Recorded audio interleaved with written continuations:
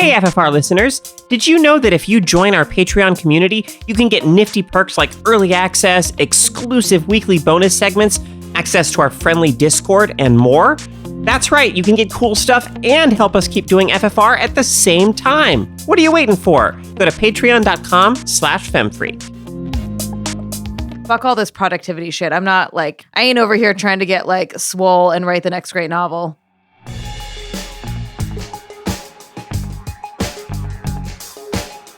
Hello and welcome to Feminist Frequency Radio. This is the show that asks you to be critical of the media you love. I'm Anita Sarkeesian, and I'm joined today by two women who already never leave their homes. Carolyn Pettit. Yeah. And Ebony Adams. That was perfect. Oh, boy. So, of course, we didn't realize when we went on hiatus for a bit following our last episode just how much things were going to change in the weeks ahead. So, given everything that's going on, we're doing something a little different with this, our first show back.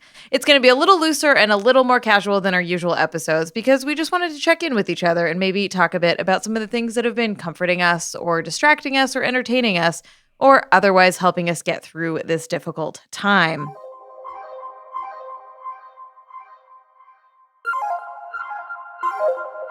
Everyone knows coronavirus, aka COVID-19, is a frightening thing that is taking over the world, and it's a global pandemic, and folks are isolating, and there's a lot happening right now, both between us all trying to take care of ourselves and our loved ones, and our totally incompetent government who is making it severely worse. So, it's a hard time. Lots of people are losing their jobs, lots of insecurity, lots of it's rough. So I think the media is one of these places that really is here for us right now. Whoa, not the media. Not the media. Media. Yeah. When you say the media, because when you say the media, I think like the news media, airing Trump's coronavirus quote unquote briefings, and not what you actually mean, I think, which is books, films, things that we might find some solace in right now. Correct. Yeah. Leave it to Carolyn to say them accurate, to make my totally inaccurate statements accurate. I appreciate it. What a time, y'all. How are you both doing? Not great. Yeah.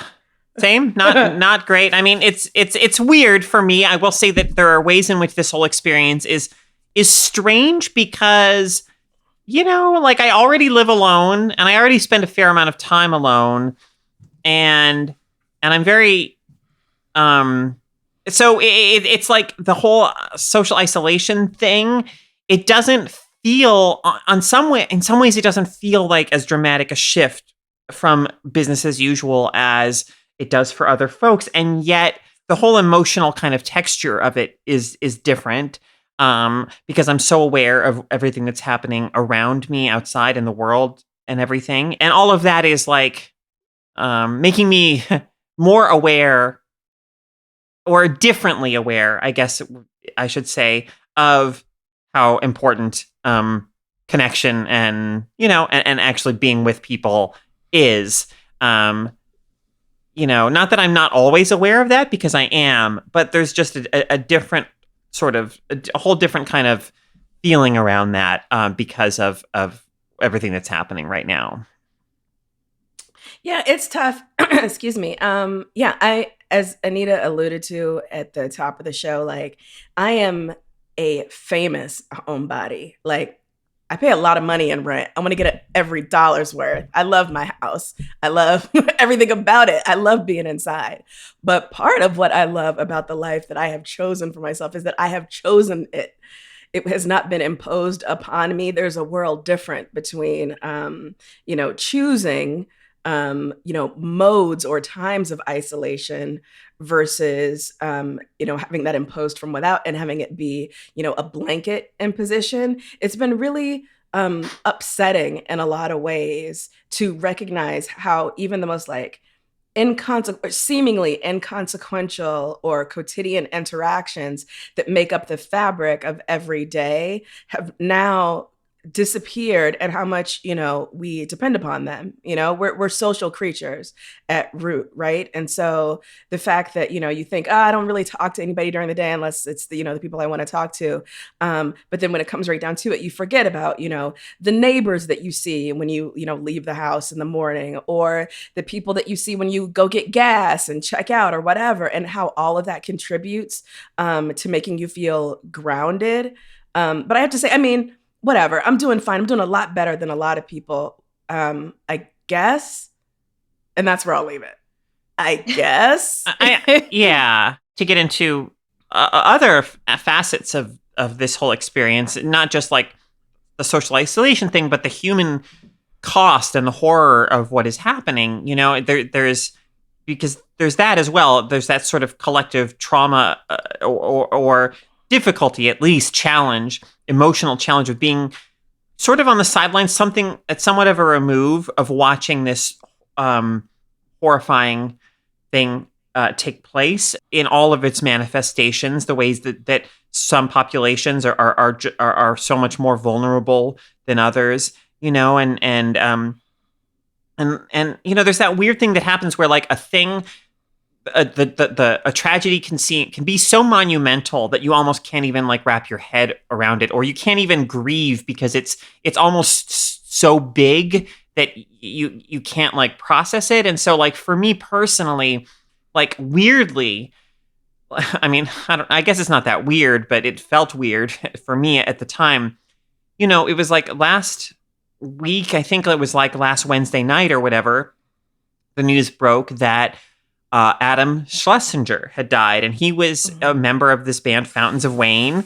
Like I was not a huge Fountains of Wayne fan particularly. Like I had one of their albums, I liked some of their songs and everything, but so he wrote songs on like Crazy Ex-Girlfriend, and he wrote songs for like movies and stuff. He was known for writing these very catchy, infectious pop songs and everything, and he died.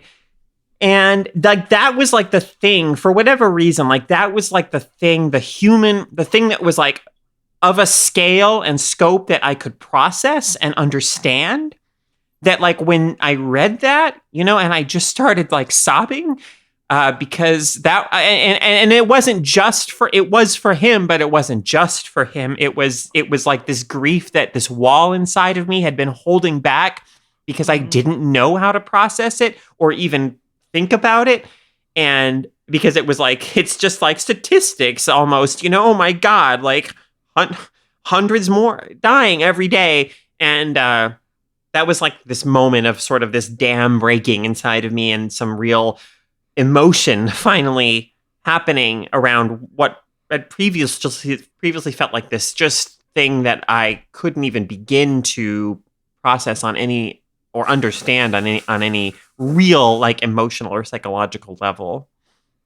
Yeah, I think that there's a context here in which, we have been living in a deep outrage culture. The global politics, the shift towards very conservative values and fascism, like we've been just living with sort of daily outrage constantly, that there is something that this time kind of fractures that in some ways, right? Where this is so disconnected and connected all at the same time. Like the realness of this, separated from any kind of politics, is substantial.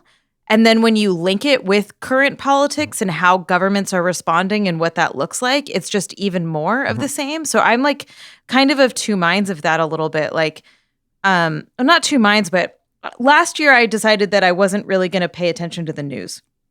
And that was a deliberate choice because I refuse to buy into this like 2-year-long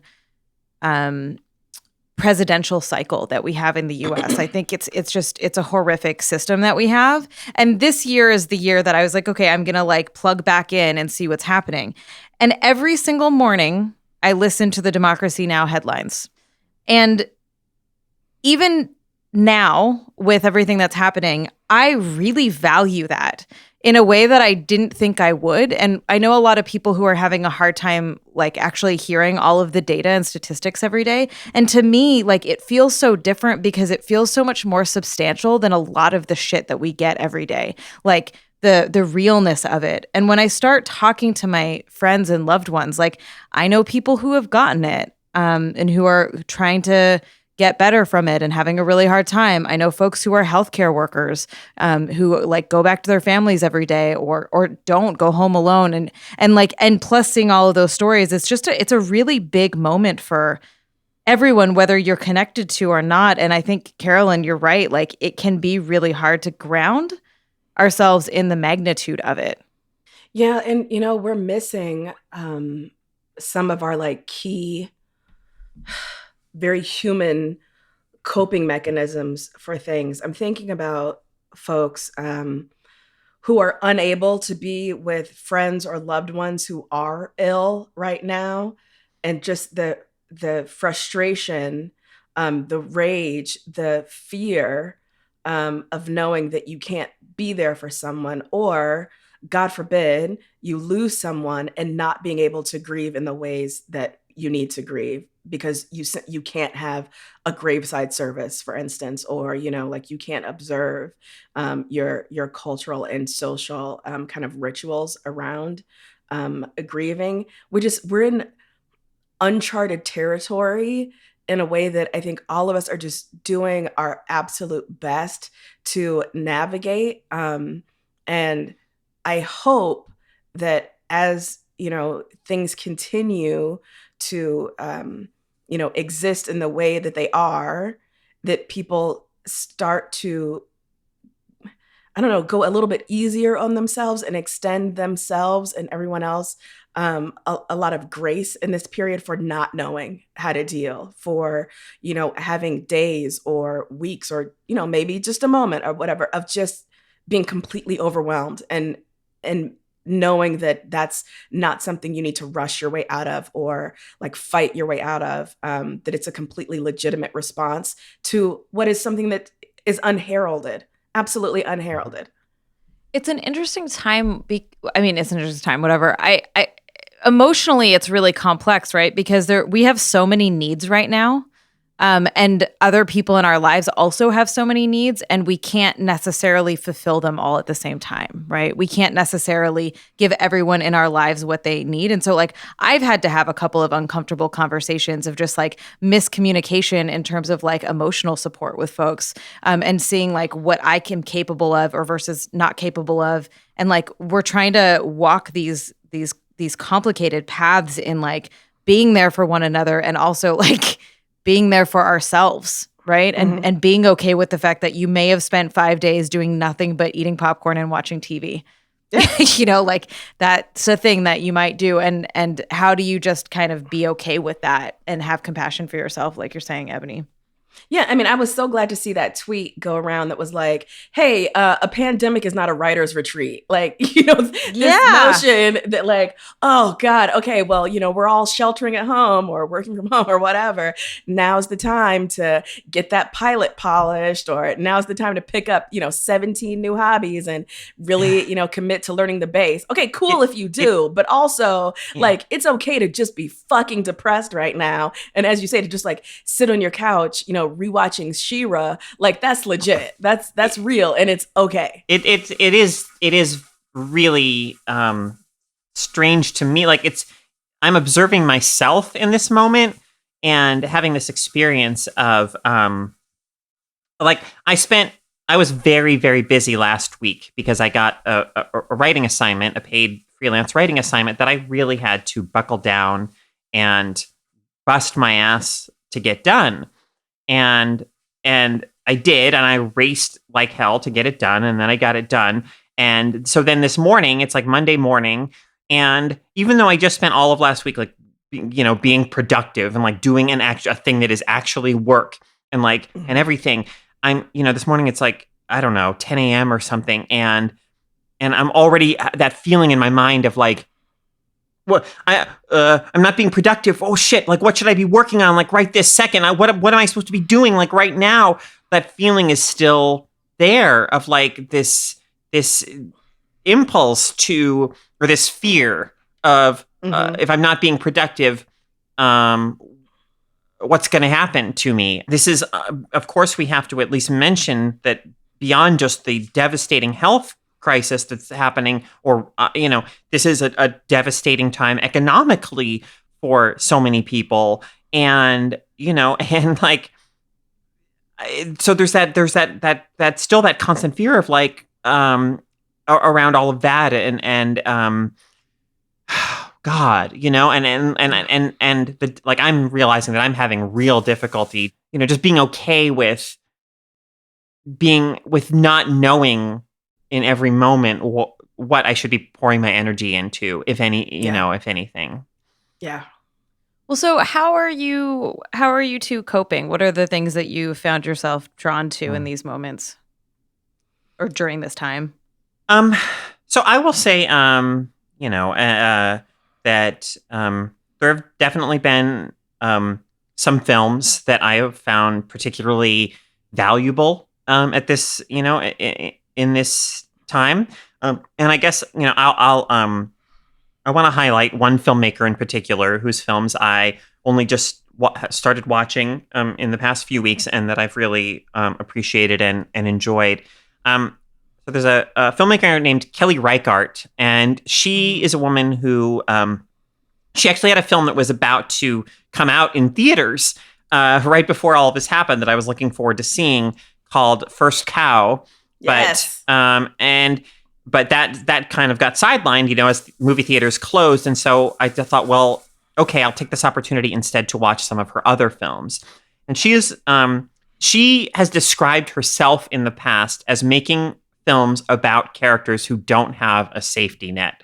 So, for instance, one of her perhaps more well-known films is a film called Wendy and Lucy.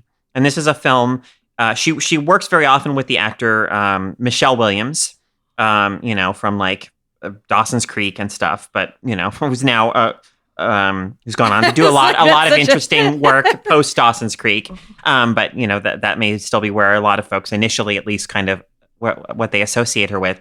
And so Wendy and Lucy is this film where Michelle Williams plays a very poor woman traveling, trying to make her way up to Alaska to like work in a cannery or something, and just make some money, doing whatever she can there. And she's traveling with her dog.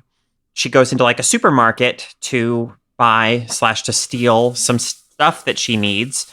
And then her dog is gone when she comes out of the supermarket. And so it's this really small, intimate film that's really just about like her in this small town in, I think, Oregon or Washington, one of those states in the Pacific Northwest, like trying to figure out what happened to her dog. And that's basically the whole movie. But throughout the movie, you feel not only the fear that she's lost the only living thing with which she has a close connection, but also the constant fear of just living with like literally no money whatsoever, no financial safety net, no nothing.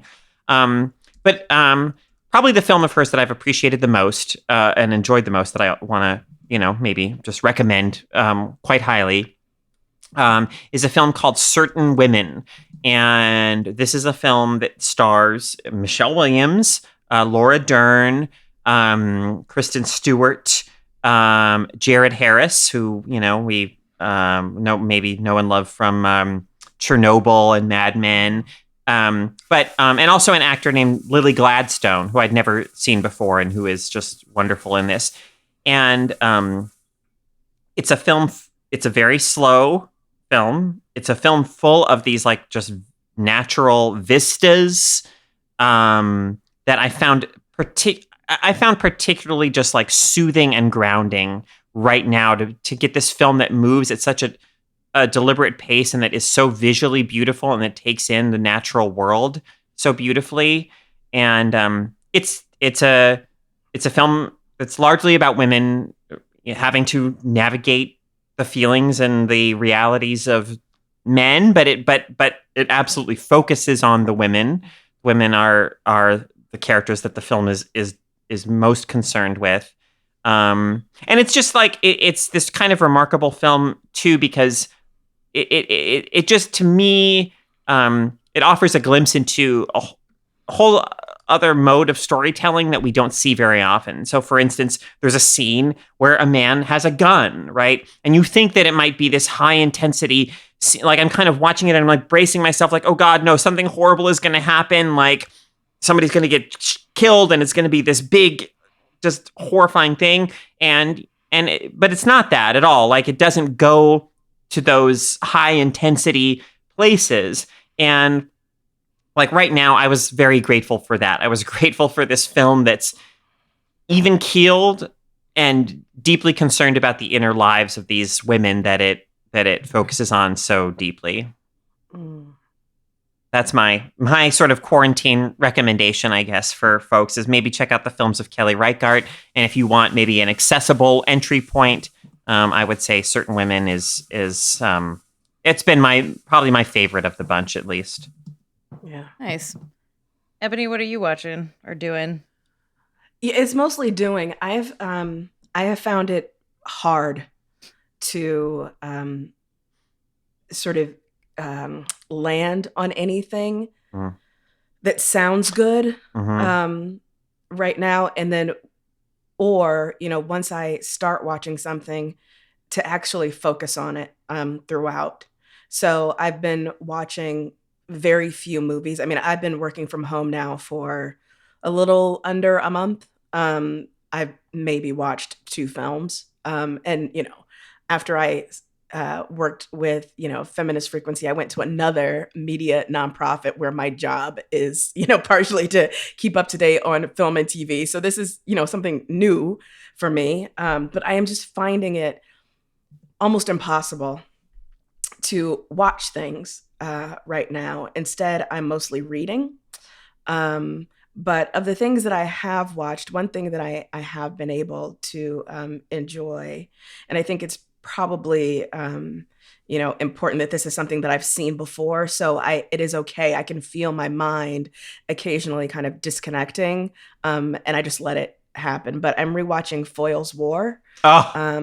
Which is just a phenomenal British detective series, created and written by a man named Anthony Horowitz. And I am finding it soothing in that the lead character of the show, Detective Superintendent Christopher Foyle, is a very quiet man.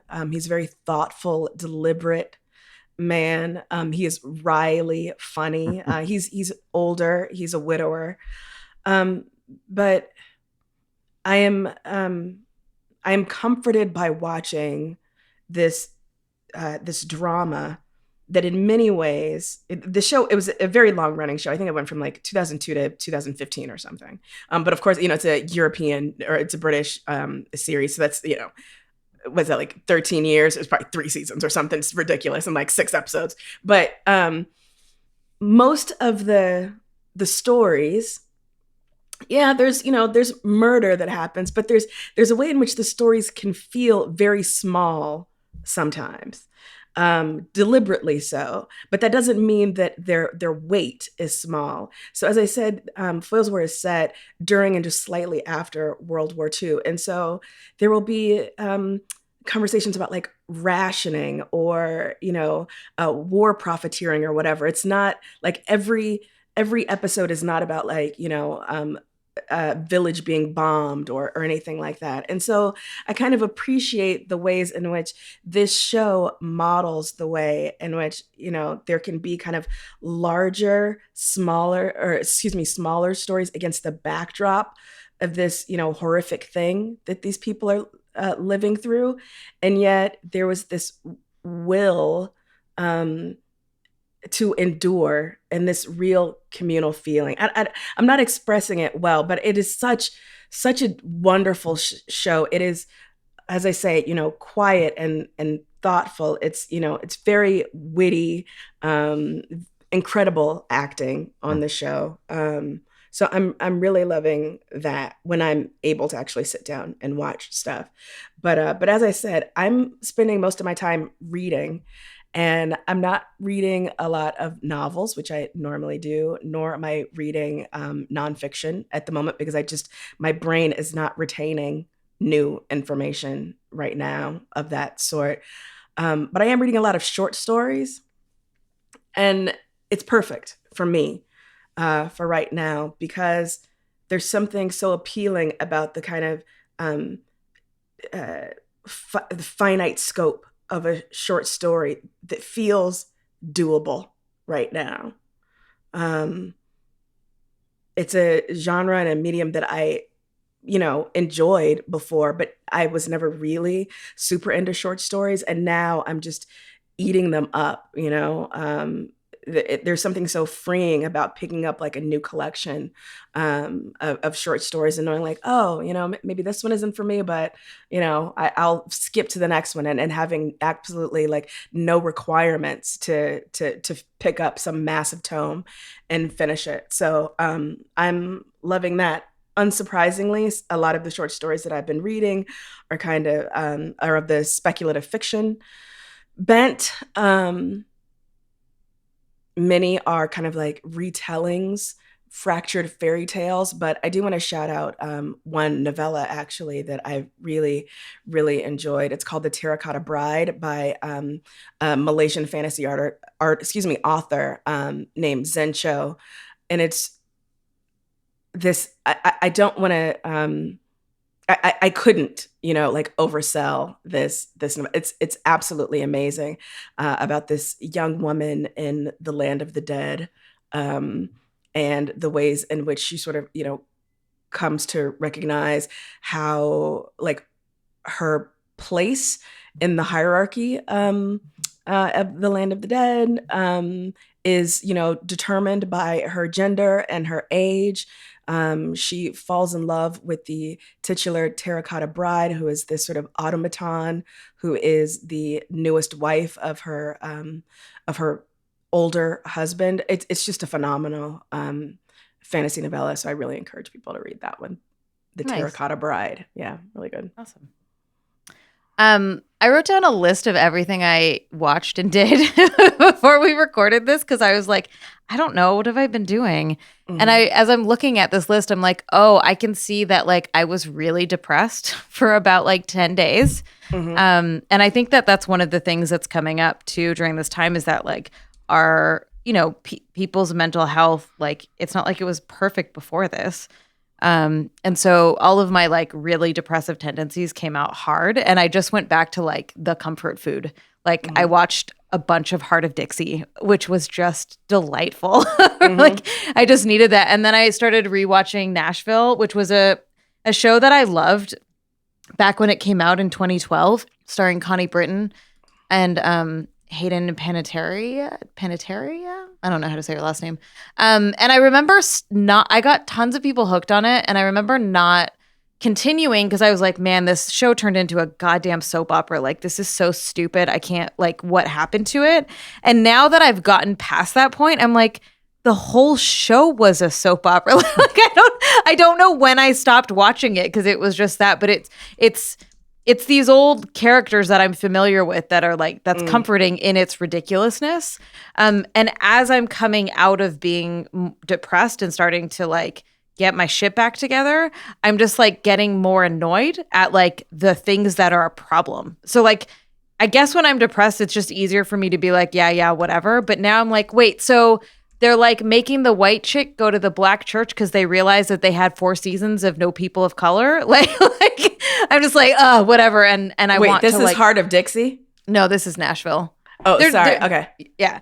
But so like as I'm sort of like coming out of that like depressive state or like the deep depressive state, I'm wanting more from my media or I'm wanting different from it.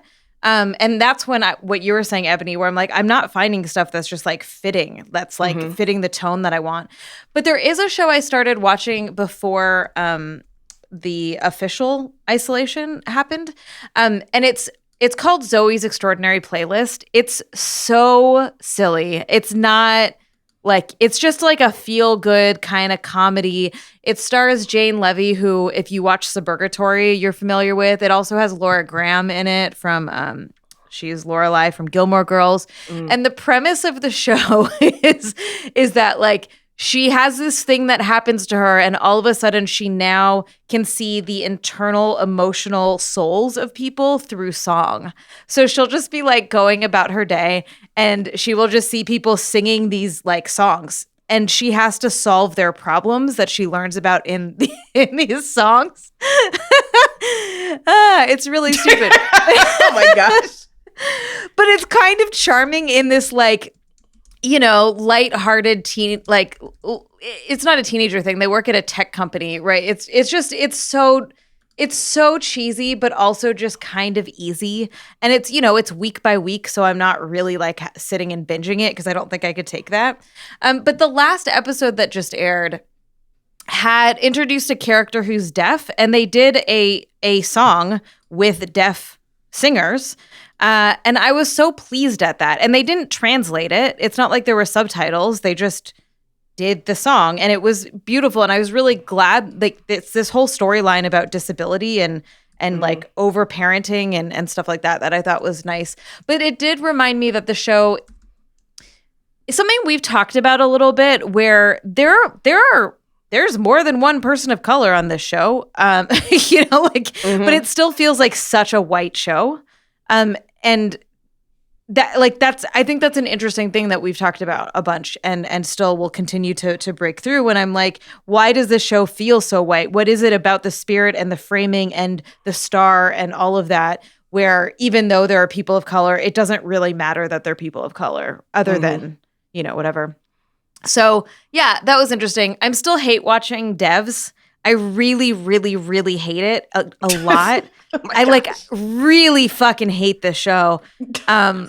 But I'm still watching it. Okay. Partly because I'm watching it with my neighbor, and so it's this like ritual thing, but I fucking hate it. If anyone else hates it, please hit me up so we can hate on it together. But I want to talk about two things that have made me extremely happy. One is there's a board game called Wavelength. And me and some friends got together on a web stream, just a private chat, and played it. And it brought me so much joy to be playing this game that I love with other friends that also love it, and being able to connect with them over this game. Can I ask a quick question? Yeah. How were you able to play a board game via? Let me tell you. Okay. So the thing about Wavelength specifically is the physicality of the game doesn't matter quite so much as long as one person has it. Now, we're all board game nerds, so almost everyone who was playing had their own copy, so it didn't matter. But the way that it works is that you get a card, and there's like a whole set of them. You pick one card, and there's like a duality on it. So it'll be like sandwich, not a sandwich, or what's another example? Like hairy, not hairy, like some kind of duality, right? Some kind of binary. And then there's like a piece that's a half circle, and you have to guess based on the person's clue where on the half circle it lands, right? So if you said sandwich, not sandwich, and someone said like hot dog or whatever, yeah, you'd have to guess where on the scale that is. So you can do it visually by telling the person with the game to like move it to, you know, this percentage or this degree, and you sit, and it's just a conversation you're having. And the clues that are given can prompt these really robust conversations. And I was just like, oh, I can still connect with people, you know? And these are people that I see once a year, and it just reminds me that like, oh, these are things I could do in other times. It doesn't just have to be in these moments. The same kind of feeling was elicited when I downloaded the Marco Polo app. So good. Dude, okay. Someone told me to download it, and I was like, no, I don't want another social media app. Look, let me tell you. It is asynchronous video messaging. It is everything I've ever wanted in life. Yeah. It is, I can send Ebony or Carolyn a message where I'm just like walking around my house being like, yo, I'm having this feeling about this thing. Look at this food I made. Peace, yo. Right? And then you can watch it whenever you want and reply whenever you want. If you happen if you happen to be online when I'm online and I'm recording, you can watch me recording and reply immediately, or you cannot. So my non-committal, like my social anxiety of like, what are we going to talk about and not wanting to commit to like a time to talk to people, it's fucking great. And so many people are on it that I'm talking to folks I haven't talked to in years. I know. It's so good. I was so glad when you connected with me on it, Anita, because I was like, oh, I'm literally apparently the last person to know about Marco Polo. Because when I finally got on, it was like my whole contact list was already up there. You know, it's fantastic. Carolyn, you got to join us. Oh, sounds good. She's like, hell nah. Like, yeah. And it's nice to see people's faces. Yeah, absolutely know? It is. Of course. Right now, So, especially. Yeah. Plus, really I mean, into it. it's like a visual. I mean, this is going to horrify some people, and it's probably wildly inaccurate, but for me, I get the same little serotonin rush out of it as when I see like good tweets from people, because it's short. I mean, at least the ones that I'm seeing so far, you know, from my friends, family, whatever. They're short. For some reason, people are, you know, working to condense their thoughts, but it's just delightful, you know? And as you say, Anita, like, okay, yeah, you can send it to me in the morning, but, you know, I don't need to watch it right then. And no one is pressed about that. Like, I'm not getting texts being like, oh, did you see my polo bit or whatever, you know? My polo bit. Yeah, like it's a nice little amuse bouche for the brain. Yeah, absolutely. One more thing I want to shout out is I read The Light Brigade by Cameron Hurley, and Cameron Hurley is amazing. She wrote Stars Are Legion, which I definitely shouted out in a freak out earlier. This is not the book I wanted to read right now. Yeah. Like, I made a bad choice. And like, it's a good book, but I just like kind of dragged myself through it because it just tonally was off, even though it's very good. And I love Cameron Hurley. It's kind of like Starship Troopers, but serious, mixed with Edge of Tomorrow, mixed with like really smart political commentary. So, you know, it's like, you know, soldiers going to war in this time where like corporations are lying about who's warring against who. And the main character that we're following realizes that she's bouncing through time. And she's trying to put pieces together. And then once she finally like puts pieces together, tries to figure out like how to intervene.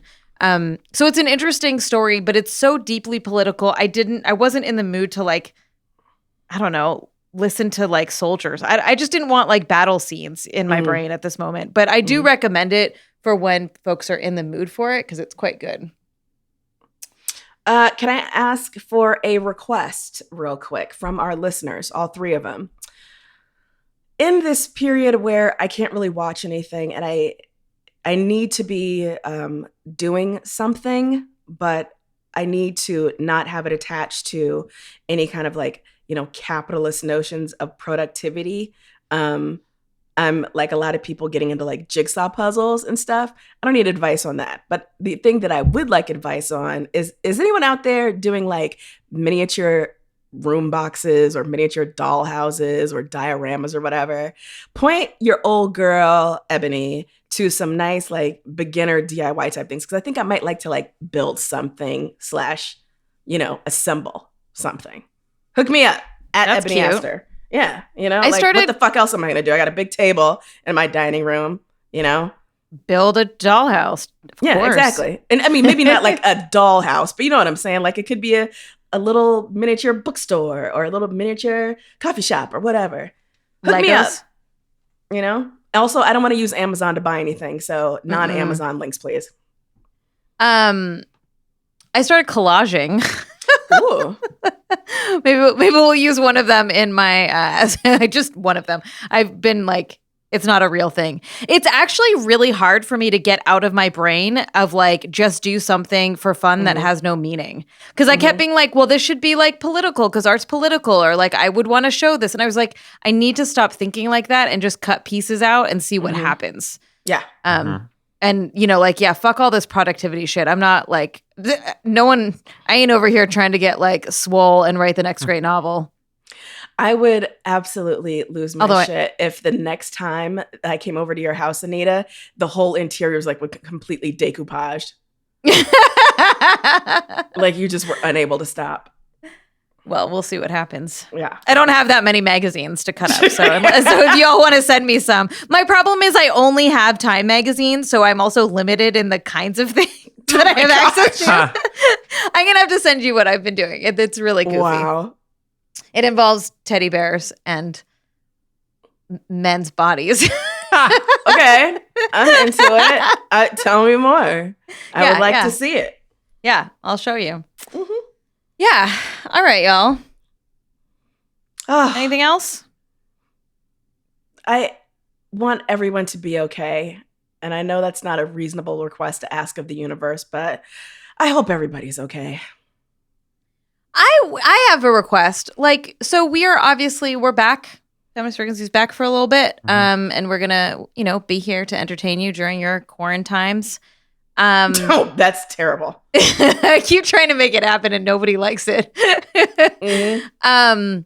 But what do you want out of our podcast? What are you wanting? What's comforting to you? We either just go back to what we normally do, or, you can put in special requests because, we're all just chilling. Mm-hmm. So let us know. Chilling we're and not all working just chilling, and but stressing and yeah. No, but you know what I mean? Like we can shake things up over here a little bit if folks have ideas that would be good. No, we're definitely I think chill is the opposite tone of what all of us are feeling, as we've already established. Yeah. Mm-hmm. All right, y'all. Shall we call it? Call it. Call it. Call it, yes. Just call it.